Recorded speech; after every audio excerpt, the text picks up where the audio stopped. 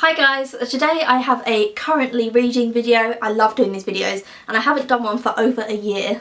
What a beast. So I'm currently reading 5 things. It's a little bit much and I'm going to talk you through them. First up, I'm reading Helen Sloane's Diary by Jeff Lucas. This is in diary entry form. Love it when books do that. It's my fave. And this is about someone called Helen. And it's kind of about 2 different things that she writes about in her diary. She's either talking about her being a social worker and she's got a case with someone called Hayley and Hayley's really difficult, or she's talking about her doing her work within the church. So she helps run some church group and she goes to church a lot. She's Christian and she always talks about that. This so far has been okay. I don't feel like it's going to be a memorable read. Do you know what I mean? When you read those books and just think, in a year's time, will I remember it? One thing that I'm finding a little bit tiresome about this book is that she's Christian and everything she does she feels like Christian guilt towards. So she has a glass of champagne, she feels bad about drinking. She fancies a guy, she feels bad about lusting. She wants to have sex, she feels bad because she should be married. And it's kind of a Bridget Jones-esque funny spin on everything. So she talks about the Bible entry where it says you shouldn't drink or different stuff like that. And then it's kind of a Bridget Jones-esque, I'm such a bad Christian, blah blah blah blah. And it's just getting a little bit boring and a little bit much. It's just the repetition of that. And it's trying to be funny, but it's kind of like it must be so awful to live your life under constant scrutiny of God. And it's almost like a fear thing of God and she feels guilty for enjoying herself. And I think Jeff's tried to make it funny, but it's not. Because as someone who's not a Christian, I don't feel that. So I just find it quite tiresome and like such a heavy weight to have on you. And yeah, it's just boring. It's just becoming very boring. Next up I have The Savages by Matt Wyman. I'm just a little bit into this and it's basically an Addams Family-esque family.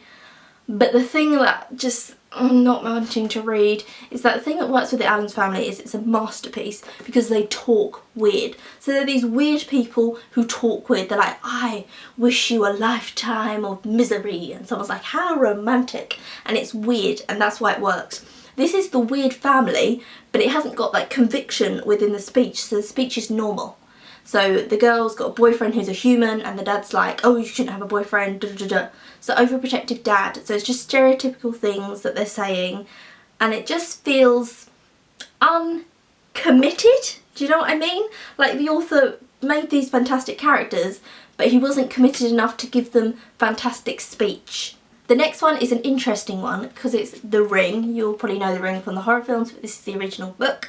It was a trilogy. This is the first book and I nearly finished this in I think 2015. It was nearly complete, but early on you learn that the main character's best friend has done something horrendous, but it's just really normalised within the book. And if you read this you'll know exactly what I'm talking about, and it just kept niggling away at me. And I couldn't take in the words properly. So I nearly finished the book and then I just thought I can't. So I started rereading it. I'm currently halfway through the book. I'm on chapter 7 and I'm trying to completely forget about what his friend has done. And I don't understand why it's in there because it's nothing relevant to the plot. But his friend has done such a horrendous thing in his past and it's really normalised within the book. And I hate that so much. And it almost feels like the author has put it in to shock you, but you don't need to shock us, just shock us with the actual storyline. It feels very similar to In Silence of the Lambs. Right at the beginning, 2 men who you never see again in the book, they're just 2 police officers I believe, tell a really graphic joke and it's kind of about how what they want to do to this woman, but it's really grotesque and horrible and dominant and it's a horrible thing. And I remember it line from line. I know every single word of that joke because it shocked me so much, and so I read that and it shocked me, but it was never in the book again. It was not necessary. Those characters weren't in the book. And it's just that idea of let's shock the audience to put them on edge, so it's that jarring thing and then get them into the story. But for me it's so jarring that I just put it down and I'm like, I can't be bothered. There's like the million other books that I could read. I can't be bothered. If the author can't shock me throughout the main storyline of a horror book, they have to tell something like some kind of shocking little side story, then they're not a very good author, in my opinion, or they're trying to overcompensate. Yeah, I'm rereading this. I think The Ring, the story of The Ring, the writing, really, really good. Love it. But the thing of putting that shocking thing in that his friend did is spoiling it for me. So, I've decided to reread this book as I am and completely forget what his friend did. Just block it out of my mind.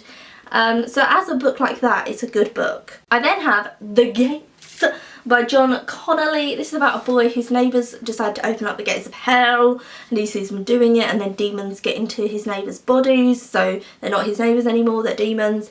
This is just really slow, and the writing of it is, there's something slow about it. And I normally read when I'm on the train or I'm on the bus. I don't sit down and read normally. I need to read a massive chunk of it basically. I need to read it like 50 pages at a time. Yeah, it's just slow. And then last but not least, I'm reading Là-Bas by Gilbert Hernandez. This is 3 daughters, and this is a graphic novel. All in black and white. And I really like the art style, look how cool it is. This is the 3rd book in a trilogy, and I haven't read any of the others because I picked this up in a comic book store and I had no idea. But you can still understand it. There are certain things that you don't know who the characters are and you don't get introduced to them, because I'm guessing you were introduced to them in the last 2 volumes. But I'm enjoying it. It's about 3 sisters.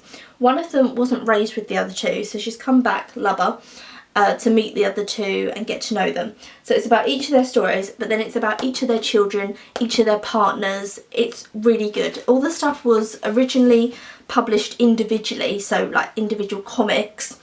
So some stories are just about one of their daughters, and others are about them themselves. They're all interlinked, and all the characters it's kind of incestuous how all the characters interlink back into another one of the sisters' lives. I thought this was really good. It's really, really weird. I've nearly finished it. I don't know how to review it. It's very sexual. All the sisters share in common, they've got massive boobs, and there's like really detailed sex scenes. I really don't know how to review this so far. Maybe I'll feel differently when I've completely finished it. And there's something about the art style and the writing and the weirdness and the grotesqueness and the over explicitness of it that I think really kind of works, and it's good. But I don't know. I just don't know. And that's it. That's the end of this video. I hope you enjoyed it. If you want me to do more currently reading videos, then I will, because I quite like doing them. And tell me if you've read any of these books or if you have any opinions on anything that I said. And I'll see you again soon for another video. Just one more thing that I forgot to mention in the actual video, and that is that I am reading The Secret Garden by Frances Hodgson Burnett on this channel. I've already read chapter 1 on this channel. I filmed chapter 2, which will be up at some point, and I'm currently working my way through this book. You can go now, sorry.